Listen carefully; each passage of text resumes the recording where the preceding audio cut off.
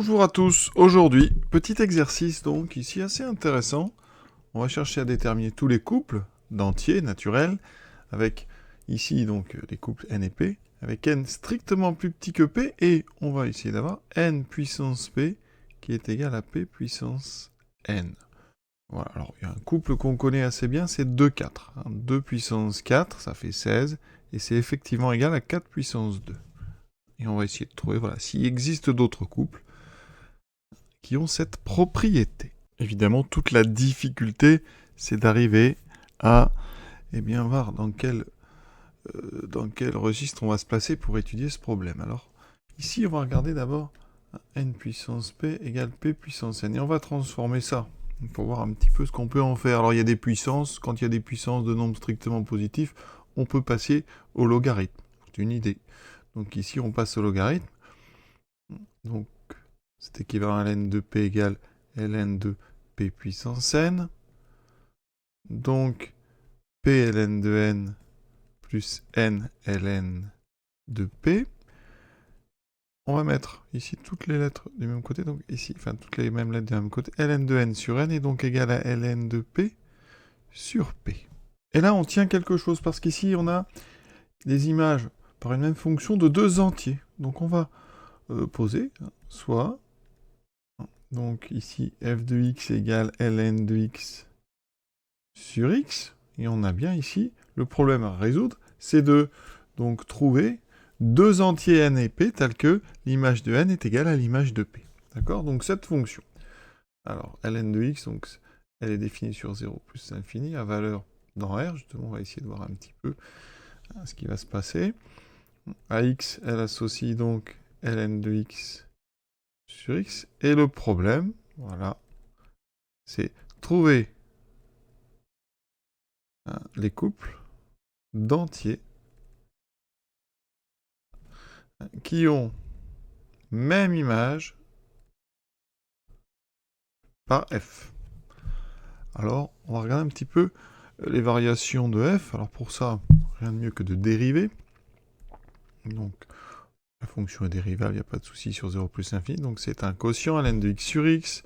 Donc, dérivé de ln multiplié par x, donc c'est u'v moins uv', moins ln de x fois dérivé de x qui fois sur x carré. Donc en haut, j'obtiens 1 moins ln de x sur x carré. Alors, ln, alors le x carré dessous, donc est strictement positif. Hein, ici, on est comme ceci, voilà. Donc f'. 1 moins ln de x, ça s'annule quand x vaut e. Donc e, ça va être le nombre important ici.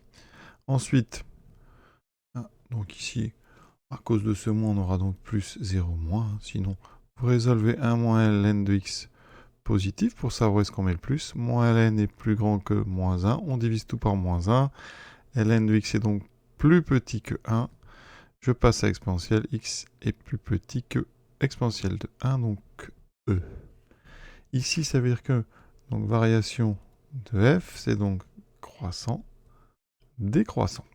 Alors, la valeur de e m'intéresse assez peu, hein, mais ici, on va quand même la donner, je crois. ln de e sur e, ça fait 1 sur e. Voilà.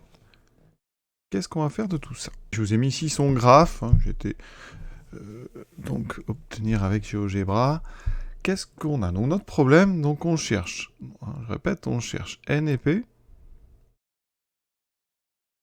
Avec n donc plus petit que p, tel que l'image de n, c'est-à-dire ln de n sur n, est égale à l'image de p. Alors les entiers, les images des entiers, regardez.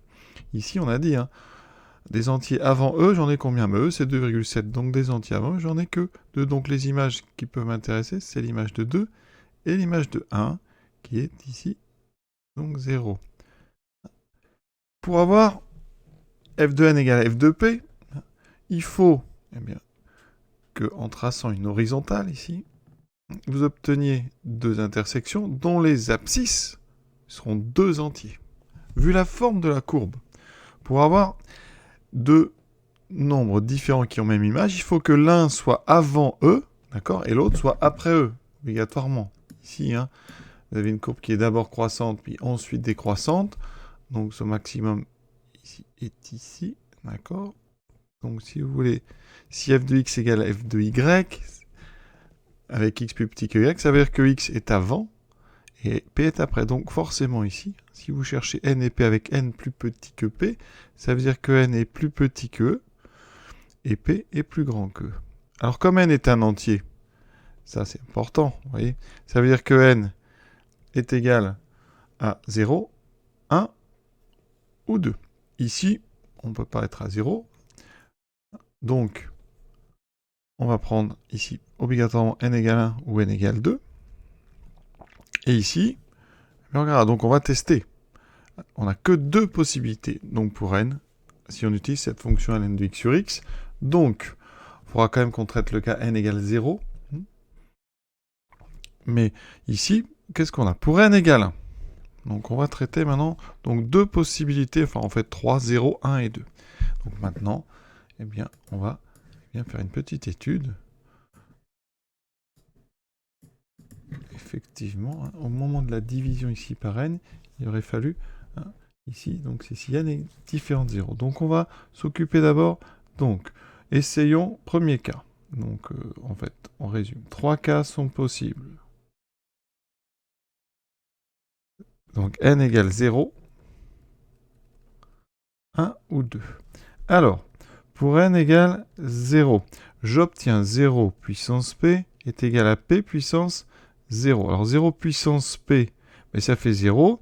P puissance 0, ça fait 1. Donc, ça ne marche pas. 0 n'est pas possible.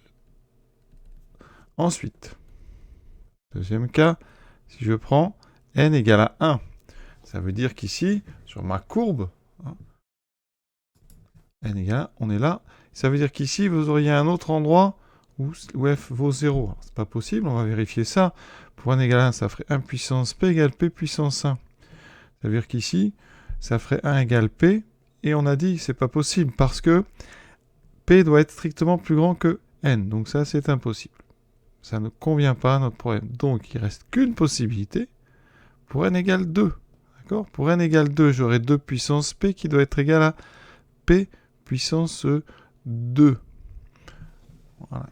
Seule possibilité. Hein. On sait de toute façon, vu la forme de la courbe, il y a une seule solution. Hein, parce que ici, une fois qu'on a passé E, c'est strictement décroissant. Donc, ici, vous avez E, le 2. Et donc, forcément, en face, ici, à la même hauteur, vous allez trouver le 4. Parce qu'on sait que 4, ça marche. Donc 2 puissance 4 égale P puissance 2. Donc vous voyez, la forme de la courbe nous dit qu'on essaye 3, 4 ou 6 ou 5. Et forcément, hein, on essaye 4. Et donc on voit bien que 2 puissance 4, c'est 4 puissance 2. Donc un unique couple solution. Qui est donc le couple de 4. Et vous voyez, uniquement avec une étude comme ça de fonctions, son tableau de variation, on arrive à voir ici qu'il ne peut pas y avoir d'autres couples qui sont solutions. Voilà, c'est un petit exercice vraiment pour vous montrer l'utilité parfois des études de fonctions dans des problèmes qui n'ont pas l'air d'en être. Voilà, je vous souhaite une bonne fin de journée, à bientôt.